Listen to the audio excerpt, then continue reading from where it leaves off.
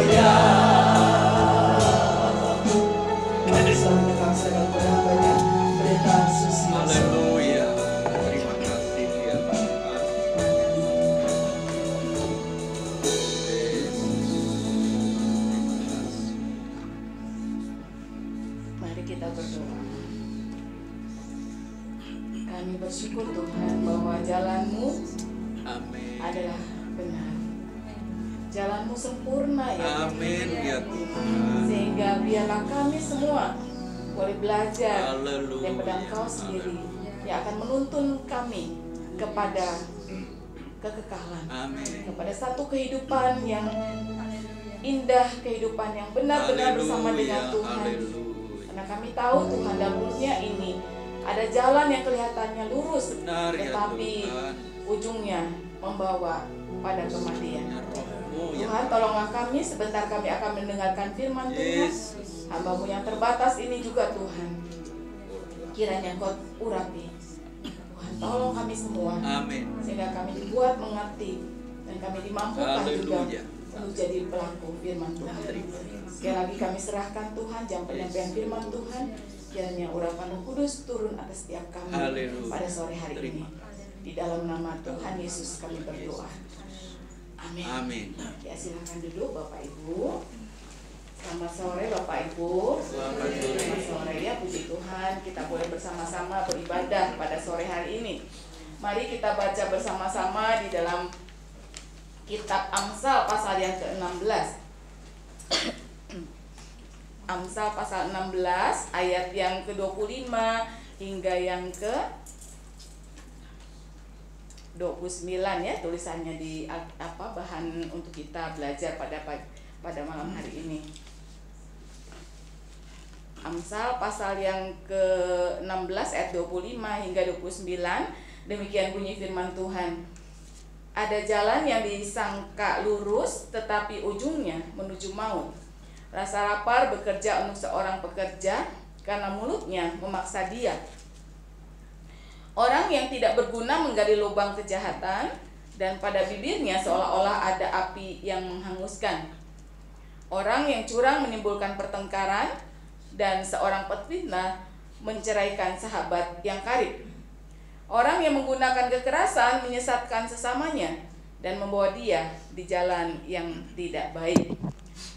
Bapak Ibu Saudara yang kekasih, ketika saya renungkan ayat ini, saya agak bingung gitu ya, karena ini hari Pentakosta begitu, tapi pasti firman Tuhan ini ada rencana yang begitu indah gitu ya.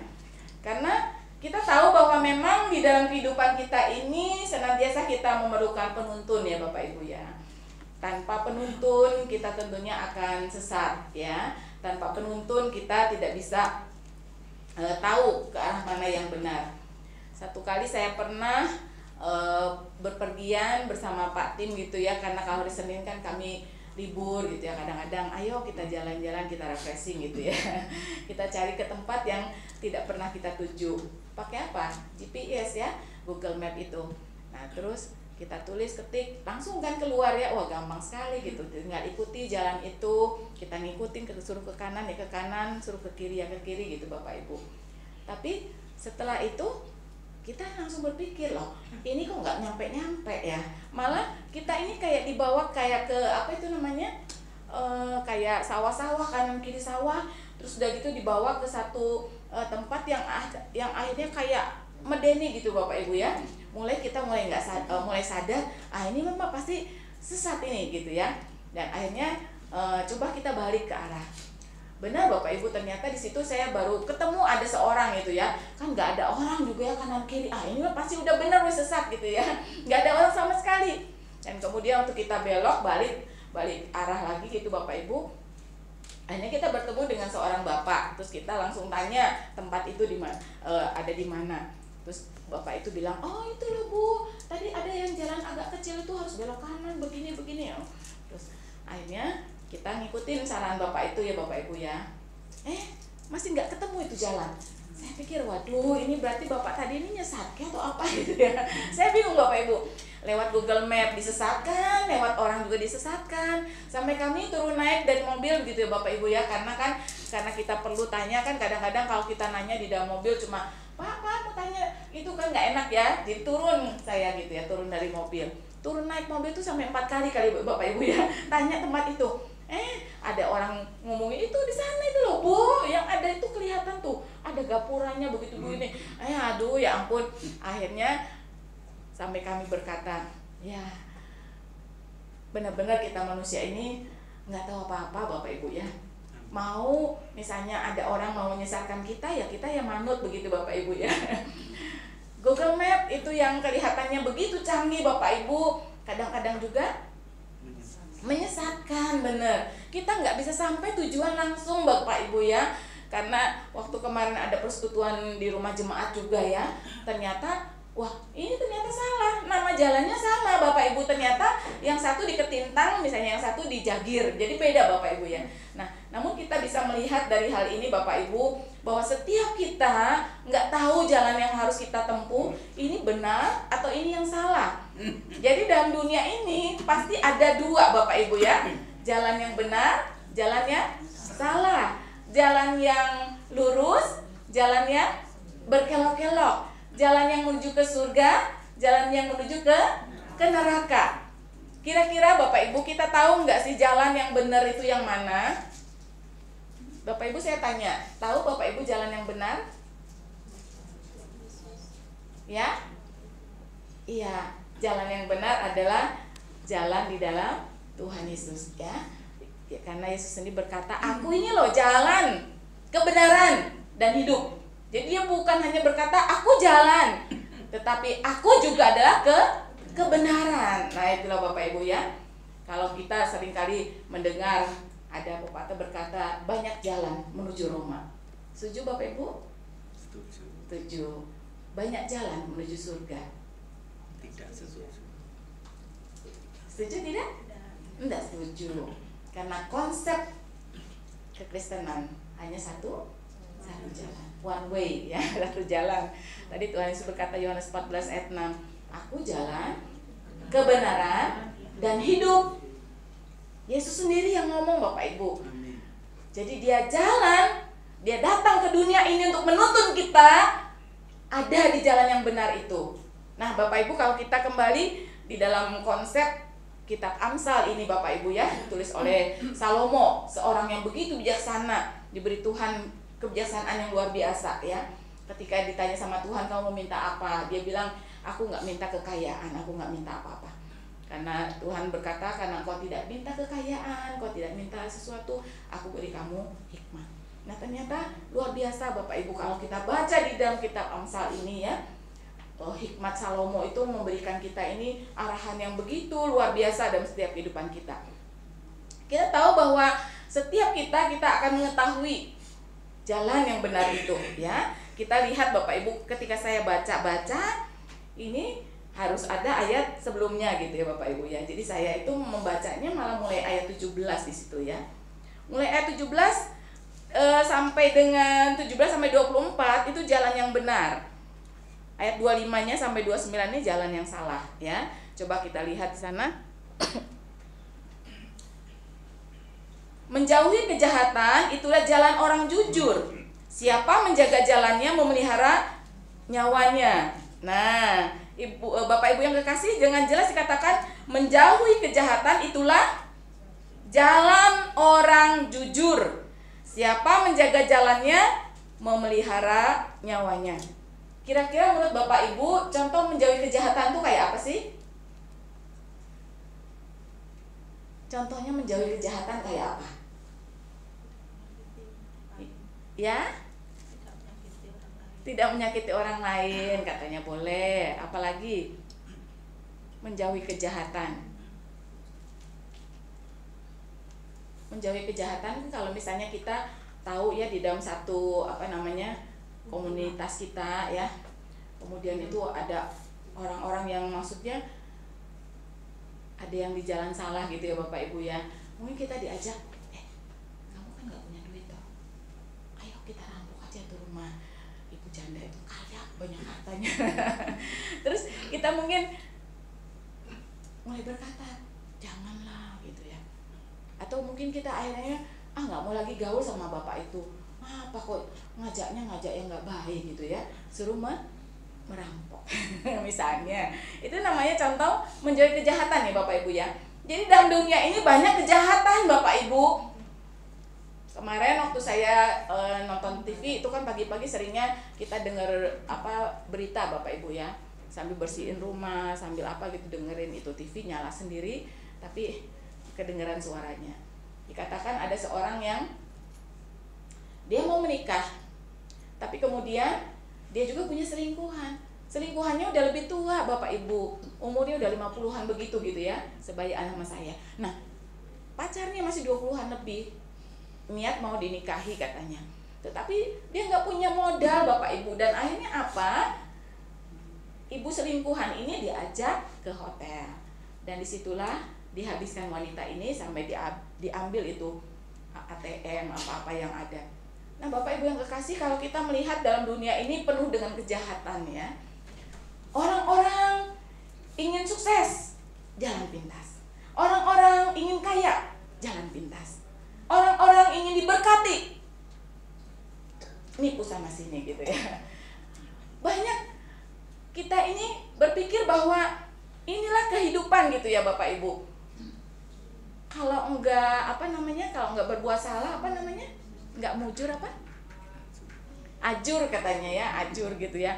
Jadi prinsip dunia kalau kita enggak sama-sama melakukan kejahatan rugi gitu ya Bapak Ibu. Benar enggak itu? Dunia ini jahat, kita harus jahat juga. Setuju? Enggak. Kalau dunia jahat, kita harus menunjukkan pada mereka kita enggak jahat Bapak Ibu ya. Jadi di sanalah firman Tuhan berkata, jauhi kejahatan, itulah jalan orang jujur. Nah inilah jalan yang benar ini Bapak Ibu, yaitu ketika seseorang berada di jalan di mana dia menjauhi kejahatan. Ya, jadi kalau misalnya ada dalam kehidupan kita seringkali kita diajak untuk melakukan kejahatan itu, apakah kita juga melok-melok, apakah kita juga mau gitu ya Bapak Ibu ya, atau kita nolak dengan baik tanpa menyakiti orang itu gitu ya. Karena kita harus benar-benar menjauhi kejahatan. Yang kedua Bapak Ibu, dalam ayat yang ke-18 dan 19, kecongkakan mendahului kehancuran, tinggi hati mendahului kejatuhan. Lebih baik merendahkan diri dengan orang yang rendah hati daripada membagi rampasan dengan orang congkak. Bapak Ibu tahu orang congkak? Orang congkak itu seperti sombong, tinggi hati begitu ya Bapak Ibu ya. Tuhan nggak suka dengan orang yang sombong, orang yang congkak Tuhan juga nggak suka. Dikatakan oleh firman Tuhan bahwa aku benci kesombongan. Jadi kesombongan itu sangat dibenci Tuhan ya. Mata sombong, lidah dusta, kayak gitu ya Bapak Ibu ya. Tuhan benci dengan semuanya itu. Jadi Bapak Ibu, kalau misalnya kita lihat kecongkakan mendahului kehancuran. Banyak orang yang congkak, banyak orang yang sombong. Ternyata itu mendahului kehancuran Bapak Ibu. Kalau misalnya kita tahu bahwa kita ini menjadi anak Tuhan, sombong begitu Bapak Ibu ya, hati-hati. Karena orang sombong itu mendahului kehancuran. Bukankah kita juga teringat ya dengan kisah kapal Titanic. Pembuatnya aja sampai berkata, Tuhan pun tidak akan bisa menenggelamkan kapal ini. Saking sombongnya ya. Karena kapal Titanic ini katanya canggih, super canggih Bapak Ibu. Tetapi apa yang terjadi? Dalam perjalanan kapal itu menabrak gunung es Bapak Ibu. Terbelah, berapa ribu orang yang meninggal. Itu akibat kesombongan. Tuhan nggak suka dengan orang sombong ya. Apapun yang kita miliki, mungkin kita cantik, kita tampan, kita pandai, kita kaya Bapak Ibu, Tuhan nggak suka dengan kecongkakan. Itulah sebabnya katakan tinggi hati juga mendahului kejatuhan. Banyak orang-orang yang sudah berkedudukan tinggi kalau jalan. Jalannya lihat mana Bapak Ibu? Ke atas terus. Kamu apa gitu ya? Jadi kalau jalan enggak lihat tolak kanan. Enggak usah ya. Karena apa? Merasa diri apa? Aku loh gitu ya. Nah Bapak Ibu, padahal firman Tuhan katakan bahwa orang tinggi hati itu mendahului kejatuhan. Banyak ya kalau kita lihat juga artis-artis tuh kaya, waduh punya jet, punya ini, punya itu. Akhirnya kemana? Kemana Bapak Ibu? Iya. Ujung-ujungnya ke sana. Jadi kenikmatan dunia itu cuma sementara Bapak Ibu.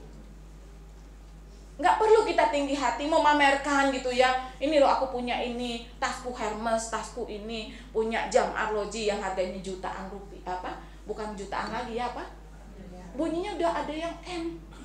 Saya sampai mikir tuh pakai apa, mungkin ada mutiaranya, ada namanya ya. Padahal fungsinya jam ya sama ya Bapak Ibu ya. Kita beli jam yang 50.000 sama yang 2M fungsinya sama aja gitu ya. Tetapi mungkin karena orang itu memang kebanyakan uang ya, pakai jam yang eman gitu ya. Nah Bapak Ibu, tetapi orang yang tinggi hati itu pasti jatuh akhirnya. Tuhan suka dengan orang yang merendahkan diri, dengan orang yang rendah hati, dan orang yang membagi rampasan dengan orang yang congkak, daripada membagi rampasan dengan orang congkak. Tuhan menyukai orang yang rendah hati. Jadi orang yang rendah hati ini pasti udah jalan di jalan yang benar, ya. Orang yang jalan di jalan yang benar pasti dia rendah hati, Bapak Ibu, ya. Apapun yang dia miliki, apapun yang dia punya, dia akan menjadi seorang yang rendah hati. Yang ketiga, Bapak Ibu, kalau kita baca ayat 20-nya, siapa memperhatikan firman akan mendapat kebaikan, dan berbahagialah orang yang percaya kepada Tuhan. Ya, jadi ayat ini luar biasa, Bapak Ibu. Kalau saya baca itu ayat 20 ya sampai 21. Ayat 20-nya tentang apa tadi? Siapa memperhatikan firman akan mendapat kebaikan, dan berbahagia orang yang percaya kepada Tuhan. Jadi orang yang ada di jalan benar pasti dia percaya Tuhan, Bapak Ibu, ya. Jangan percaya dukun, jangan percaya kepada apa itu orang yang pintar ngelamar itu apa? Kalau di orang iya kayak peramal gitu ya, Bapak Ibu, ya. Suhu, ya. Saya pernah jalan-jalan di TP, itu ada satu kotak. Saya pikir kotak itu apa ya? Terus kata yang penting, itu loh Mei, ada suhunya katanya. Jadi suhunya itu nanti apa? Dia bisa baca, ini nanti kamu akan begini begitu gitu ya. Nah itu Bapak Ibu, kita nggak percaya sama gituan. Nah. Mungkin Bapak Ibu juga percaya sama horoskop. Wah, bintang Gemini minggu ini akan bersukacita, akan dapat berkat. Nanti kalau bintang Leo, wah, akan mengalami kesialan. Waduh, mulai duk yang bintang Leo. Apakah hidup kita percaya dengan hal-hal demikian, Bapak Ibu? Nggak ada untungnya. Percaya aja sama Tuhan. Amin. Percaya aja sama firman Tuhan. Nah, Bapak Ibu, kalau kita ya buka sesuatu, buka toko, buka resto dan sebagainya, kanan kiri rame, toko kita nggak rame. Kemudian kita datang aja ke orang pintar, ya. Katanya Bapak Ibu, ada kucing yang gini-gini. Apa itu? Awe katanya pelaris ya, saya juga nggak tahu ya. Pokoknya sini gitu katanya. Terus pokoknya kita tahu Bapak Ibu bahwa berkat itu datangnya daripada Tuhan. Percaya aja sama Tuhan gitu ya. Nggak usah nanti kita sebelum toko kita buka, kita siram itu bunga-bunga, kembang-kembang, siramin apa. Nggak perlu Bapak Ibu. Berkat itu dari Tuhan adanya. Amin. Harus tetap percaya kepada Tuhan. Kalau kita di jalan benar, berarti kita percaya senantiasa kepada Tuhan. Tidak ke dukun, tidak kepada orang pintar dan lain sebagainya. Enggak Bapak Ibu. Benar ya. Jadi satu kali ada jemaat Tuhan datang ke saya, dia ngaku, aduh Bu Susi, saya berdosa sama Tuhan. Kenapa? Dia ternyata bawa batu kecil Bapak Ibu. Dia suruh bawa itu batu, sampai dia bawa terus dia tutup itu batu dengan tisu. Dia bawa berapa tahun, dia cerita sama saya, hampir setahunan lebih. Kenapa kamu bawa batu itu? Dikatakan saya mau celaka. Dia mau celaka Bapak Ibu. Kalau kamu nggak mau celaka nih, pegang batu ini, kamu akan selamat, kamu akan terlindungi. Dibawalah batu itu tiap hari Bapak Ibu, di tasnya nggak pernah ketinggalan. Saya bilang, ya ampun Ibu, kenapa ya kita ini percaya sama gituan ya? Nggak ada untungnya Bapak Ibu ya. Saya bilang, ayo kita buang dalam nama Yesus. Itu dosa sama Tuhan ya. Masa perlindungan dari batu? Benar nggak Bapak Ibu? Perlindungan kita ini dari Tuhan. Kemudian kita doa sama-sama. Ibu itu minta doa kelepasan, dia minta pengampunan Tuhan. Dan buktinya ketika batu itu dibuang, ya nggak apa-apa, selamat, nggak ngalami apa-apa itu si ibu ya. Karena apa? Dia ada perasaan bersalah sama Tuhan ya. Kenapa sih aku minta perlindungan sama orang pintar? Dan orang pintar itu berkata, kamu pegang ini batu, kamu akan terlindungi dimanapun kamu berada. Akhirnya dia merasa salah karena dia orang Kristen kok percaya sama gituan. Akhirnya dia bertobat dan ternyata nggak kejadian apa-apa tuh. Ya, jadi Bapak Ibu harus hati-hati ya. Amin. Sebagai anak Tuhan, ketika kita mau berjalan di jalan yang benar, itu pasti percaya kepada Tuhan. Yang keempat, dalam ayat 21 sampai 24 berkata, orang yang bijak hati disebut berpengertian, dan berbicara manis lebih dapat meyakinkan. Akal budi adalah sumber kehidupan bagi yang mempunyainya, tetapi siksaan bagi orang bodoh ialah kebodohannya. Hati orang bijak menjadikan mulutnya berakal budi dan menjadikan bibirnya lebih dapat meyakinkan. Perkataan yang menyenangkan adalah seperti sarang madu, manis bagi hati dan obat bagi tulang-tulang. Bapak Ibu, hal yang keempat, ketika kita ada di jalan benar, kita akan menjadi orang Kristen yang bijaksana, baik dalam kita berpikir, berkata-kata, dalam bertindak ya. Di sini ada akal budi ya, pikiran gitu ya. Ada hati, terus ada perkataannya, ada tindakannya Bapak Ibu ya. Jadi sebagai anak Tuhan, sebagai orang Kristen di jalan yang benar berarti tercermin juga di dalam seluruh kehidupan kita. Cara kita ngomong, cara kita bertindak Bapak Ibu ya. Karena kalau kita lihat di sana perkataan yang menyenangkan seperti sarang madu. Jadi kalau ada orang ngomongnya nyelkit-nyelkit gitu ya, nggak pernah ramah, kalau ditanya jawabannya sengol gitu Bapak Ibu ya. Nah itu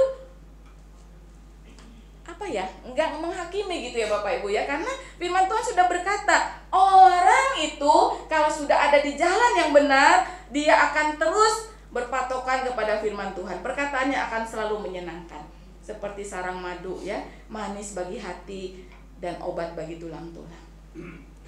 Jadi kalau Bapak Ibu juga misalnya besuk ke orang sakit ya, kita dengar dia sakit keras, pengalaman keluarga kita sakit itu cepat mati ya. Jadi jangan bilang, aduh Bapak sakit itu, keluarga saya loh meninggal, berapa hari aja meninggal loh. Mau niat besuk atau niat apa ya, nakut-nakutin atau jadi lemah imannya. Nggak boleh Bapak Ibu ya. Kita sebagai anak Tuhan, kita harus berkata, ya kita sakit ada lemah tubuh, tapi Tuhan tuh berkuasa sembuhkan kok.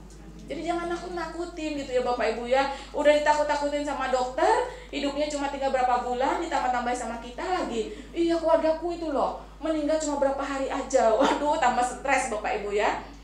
Jangan wes ya. Jadi kalau kita belum siap kunjungan ke seseorang, jangan gitu ya. Kalau kita nggak jadi berkat begitu ya, kita harus memiliki perkataan yang menyenangkan gitu ya, perkataan yang membangkitkan mereka. Nah, yang kedua Bapak Ibu, kalau kita sudah tahu apakah kita ini sedang ada di jalan yang benar, sekarang kita akan lihat jalan yang salah ya. Ayat 25, ada jalan yang disangka lurus tapi ujungnya menuju maut. Nah ini kita kadang-kadang dijebak oleh jalan yang demikian, bukan? Jalannya lurus terus kelihatannya apa Bapak Ibu? Jalannya udah enak, mulus gitu Bapak Ibu ya. Ternyata apa? Jalannya menuju maut. Tetapi jalannya yang sempit, jalannya yang sesak, yang tidak menyenangkan, ternyata apa? Bawa kita kepada Tuhan, ke surga Bapak Ibu ya.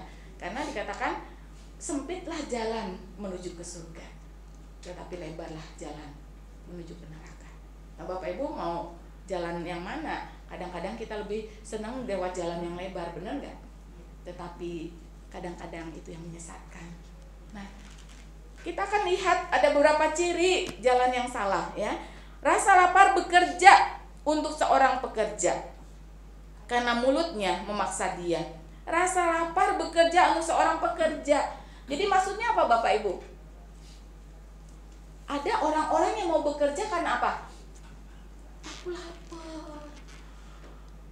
Baru dia mau kerja. Kalau nggak lapar, ya tidur terus. Nggak nyari uang Pak? Gampang, tidur lagi. Nanti kalau udah lapar, ada masa apa mah? Uangnya aja nggak ada, aku mau beli beras bagaimana? Ya Bapak Ibu ya. Jadi ada orang-orang yang memang malas gitu, malas kerja. Nah padahal firman Tuhan katakan, hai pemalas, pandanglah pada semut. Tuhan tidak suka dengan orang malas ya. Nah kemudian dikatakan dalam ayat 27-nya, orang yang tidak berguna menggali lubang kejahatan, dan pada bibirnya seolah-olah ada api yang menghanguskan. Orang yang tidak berguna menggali lubang kejahatan. Nah itu ya.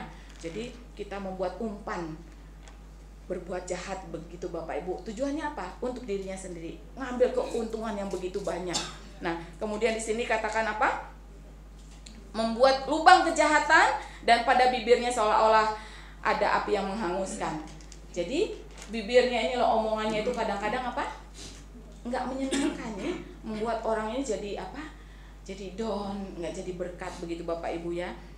Terus di sana dikatakan dia berbuat curang, dia melakukan fitnah ya. Seperti yang dikatakan di sana ayat 28, orang yang curang menimbulkan pertengkaran dan seorang pemfitnah menceraikan sahabat karib.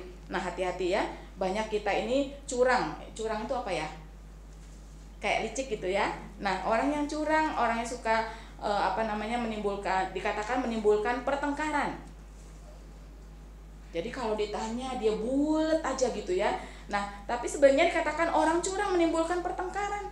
Hati-hati gitu ya. Jadi kadang-kadang perkataan kita ini menimbulkan pertengkaran. Nah, ada juga orang-orang penfitnah menceraikan sahabat karib.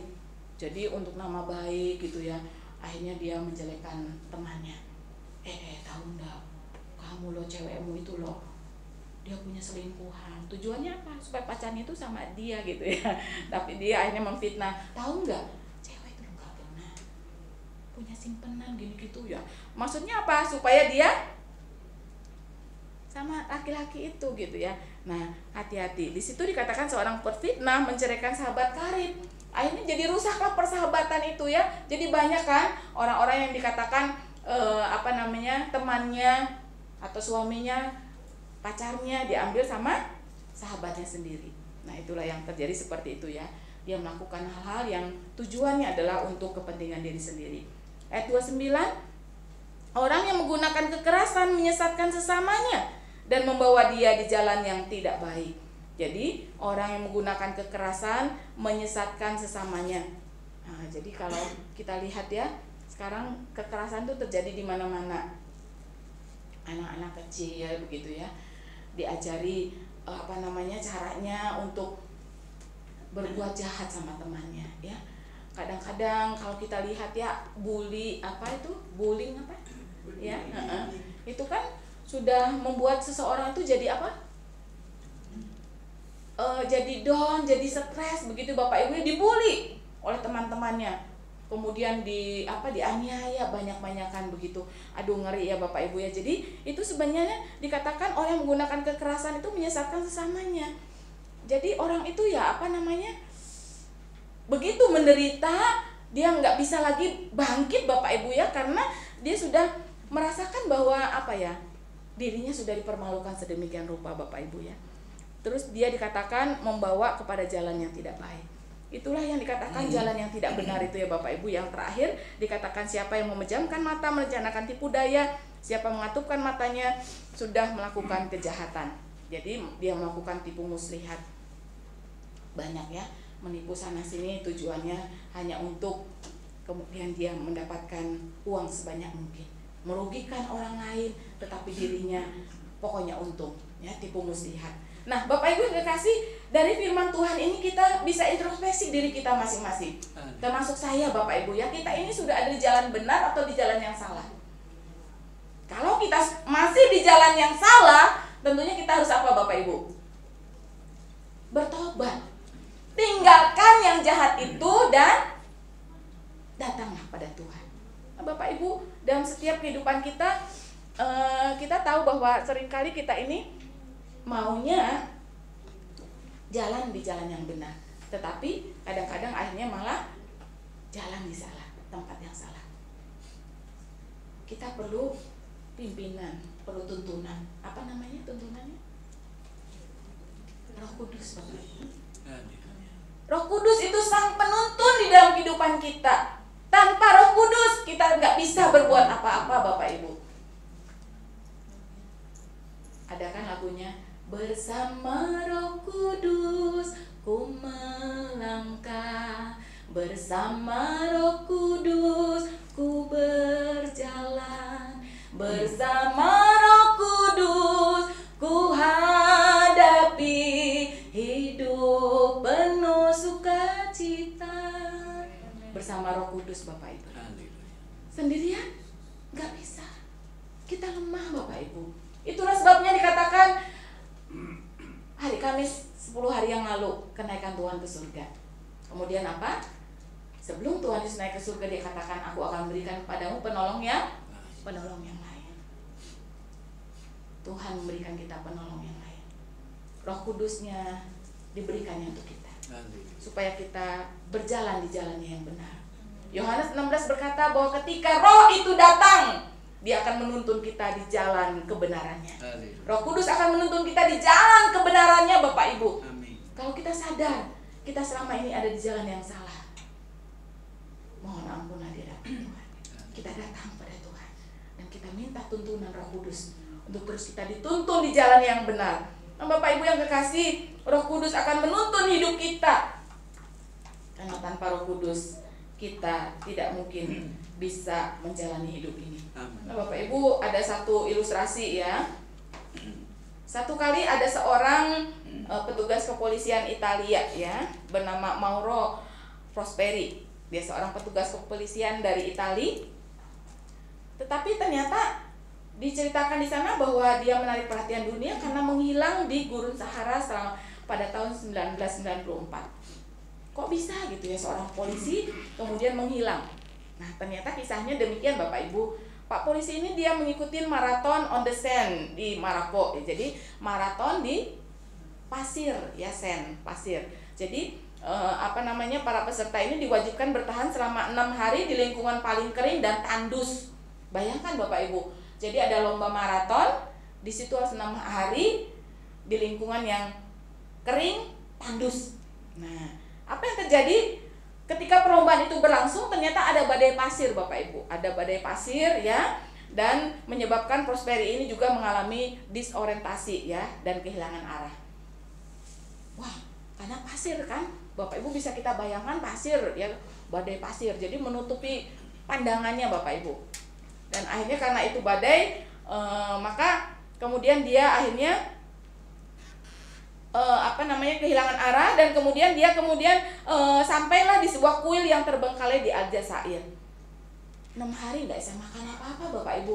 Untuk mempertahankan hidupnya, akhirnya dia membunuh binatang-binatang itu ya, kayak kalajengking atau apa ya, pokoknya dia bisa makan gitu Bapak Ibu.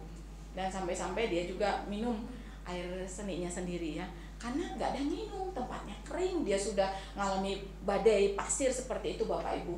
Dan akhirnya ketika dia frustasi, dia merasa Tuhan nggak ada lagi jalan, harus lewat mana Tuhan ya. Dia nggak tahu Bapak Ibu ya, cuaca juga sangat panas, kemudian membuat dia akhirnya nggak bisa berdaya apa-apa Bapak Ibu. Dan di tengah-tengah ketidakberdayaannya, akhirnya Prosperi menemukan sebuah desa kecil Bapak Ibu. Di sana dia berjuang mati-matian, dan kemudian dia kembali berhasil di jalur ya, setelah dia menggunakan MP3 player ya untuk menemukan sinyal radio sebagai kompas supaya dia menemukan jalan yang dituju.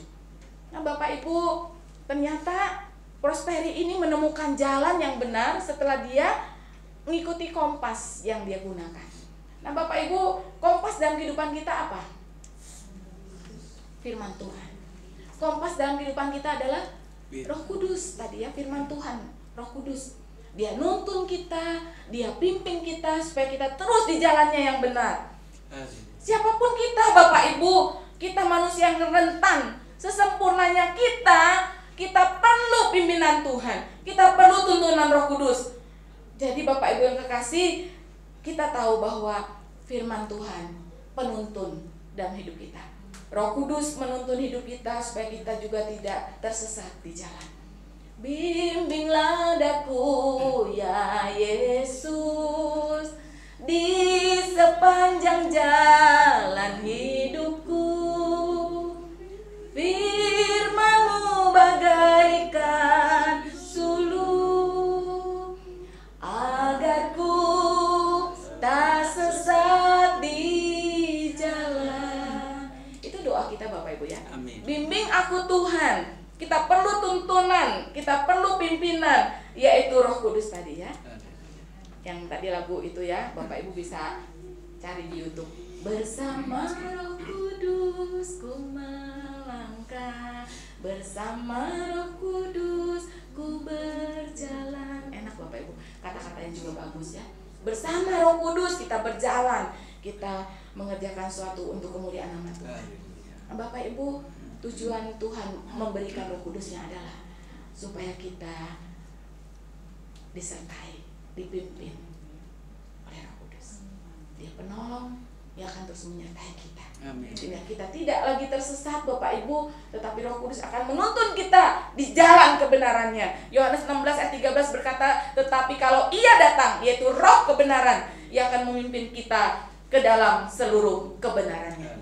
Amin ya Bapak Ibu ya. Kita yakini bahwa jalan di dalam Yesus adalah jalan yang benar. Karena Yesus sendiri adalah kebenaran. Kita pasti dituntun di jalan yang benar. Di hari Pentakosta ini kita semua akan introspeksi hati kita masing-masing. Sudahkah kita dipimpin oleh Roh Kudus? Kalau kita belum dipimpin oleh Roh Kudus, hidup kita masih mau dipimpin oleh ego kita sendiri, kesombongan hati kita, kekerasan hati kita, bertobatlah. Mohon ampunlah di hadapan Tuhan. Dan kita buka hati kita. Kita minta dipimpin, dipenuhi oleh Roh Kudus yang akan menguasai seluruh kehidupan kita hari lepas hari. Biar Roh Kudus sungguh-sungguh yang akan bekerja di tengah-tengah kehidupan kita. Roh Kudus yang akan terus berkarya dalam segenap kehidupan kita, menuntun kita di jalan yang benar, sehingga kehidupan kita sampai pada akhirnya kita boleh dalam keadaan berkenan kepada Tuhan. Sudahkah kita ada di jalan yang benar? Atau masihkah kita ada di jalan yang salah? Baliklah, berbaliklah pada Allah, gitu ya. Kalau kita udah tahu jalannya salah, jangan terus Bapak Ibu, kita tapi harus apa?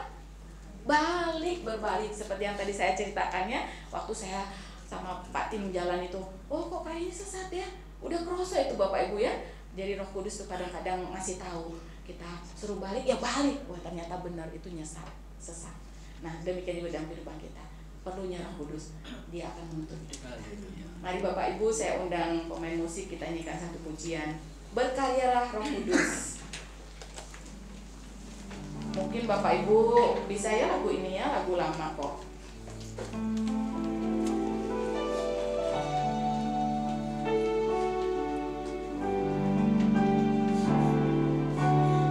Berkarya Roh Kudus di sini.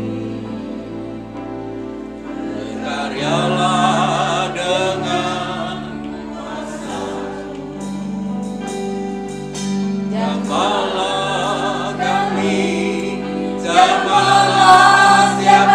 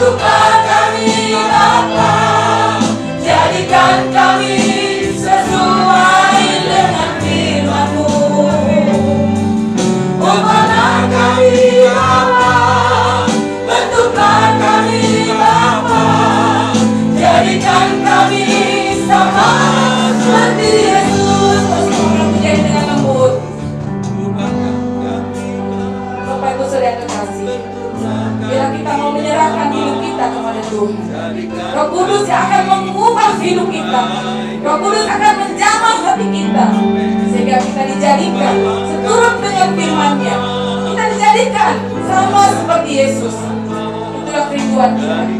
Roh Kudus dikirim untuk menuntun kita di jalannya yang benar, sehingga hidup kita boleh hidup memperkenankan hati Tuhan. Mari Bapak Ibu kita arahkan hati kita. Kita tahu Roh Kudus bekerja di tengah setiap kita. Kita yang mau diubah, kita yang mau dibentuk, Roh Kudus yang akan bekerja dalam setiap hati kita. Serahkan hidup kita, serahkan hati kita. Dia akan mengubah kita menjadi baru, menjadi indah di mata Tuhan. Haleluya. Ubahlah kami Bapa, bentuklah kami Bapa, jadikan kami sesuai dengan firman-Mu. Ubahlah kami Bapa, bentuklah kami Bapa, jadikan kami sama seperti Yesus. Ubahlah kami Bapa, bentuklah kami Bapa, jadikan kami sesuai dengan firman-Mu. Ubahlah kami Bapa, bentuklah kami Bapa, jadikan kami sama seperti Yesus. Jadikan kami sama seperti Yesus. Jadikan kami sama seperti Yesus.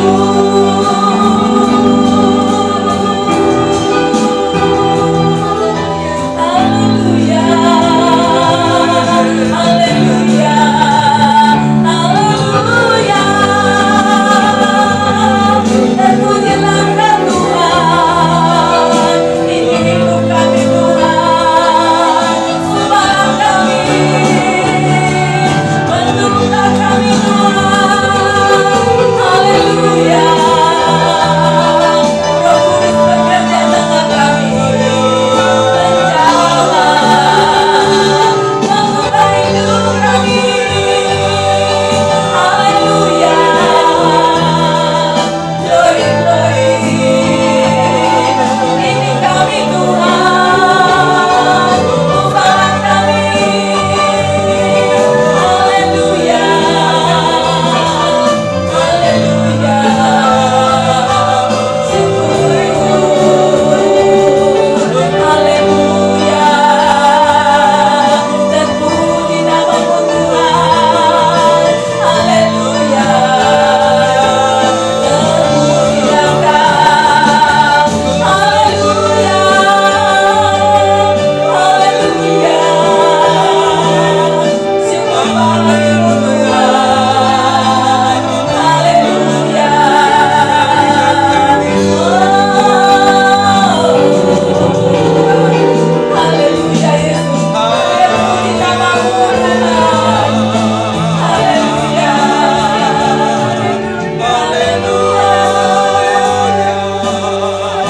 Glory, glory.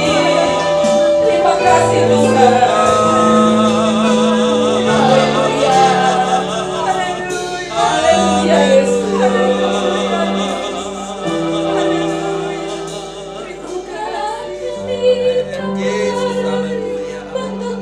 Kami Bapa, jadikan kami sesuai dengan firman-Mu.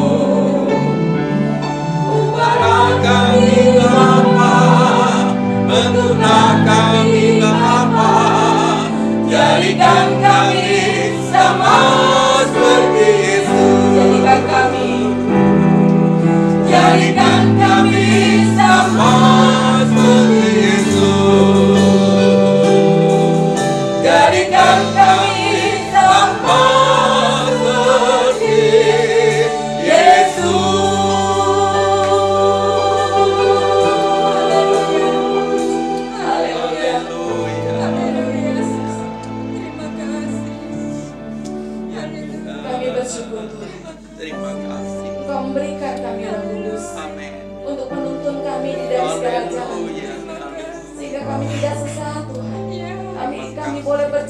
jalan kebenaran. Haleluya. Terima kasih Roh Kudus, Engkau yang sudah dikirim 2000 tahun yang lalu. Dan saat ini Tuhan, kiranya Roh Kudus membakar setiap hati kami, mengubahkan hati kami, memimpin kami, memenuhi kami. Dan Roh Kudus terus berkarya dalam kehidupan kami, sehingga nama Tuhan saja yang ditinggikan, sehingga nama Tuhan saja yang dipermuliakan. Banyak jiwa dimenangkan. Mereka melihat hidup kami. Haleluya. Ada Tuhan di dalamnya. Kami percaya Tuhan, Kau memberkati seluruh jemaat tempat ini. Berkatilah ya Tuhan. Kau yang akan mengubah kami, membentuk kami Amin. sesuai dengan firman Tuhan, Haleluya. sesuai seperti Yesus. Haleluya. Terima kasih Tuhan. Terima Terima kasih. kasih Kau baik Tuhan. Kami Terima bersyukur. kasih. Menyerahkan segala kehidupan kami ke dalam Serahkan tangan. ya Tuhan. Kami percaya Roh Kudus terus tuntun. Amin. Puji nama Bapa kekal selama-lamanya. Dalam nama Tuhan Yesus kami berdoa. Yesus. Percaya katakan amin. Puji Tuhan. Silakan duduk Bapak Ibu. Haleluya.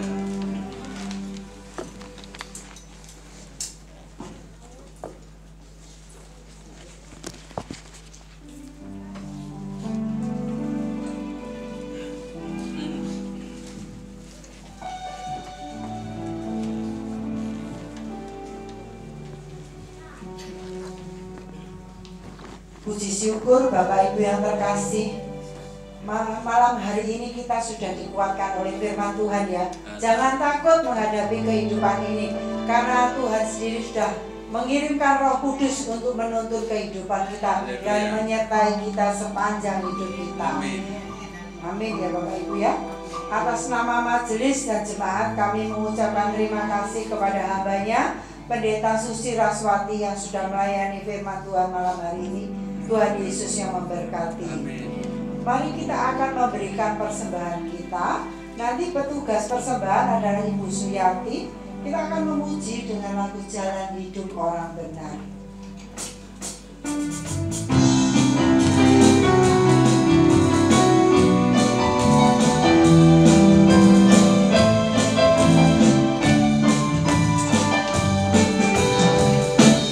Jalan hidup orang benar diterangi oleh cahaya firman Tuhan.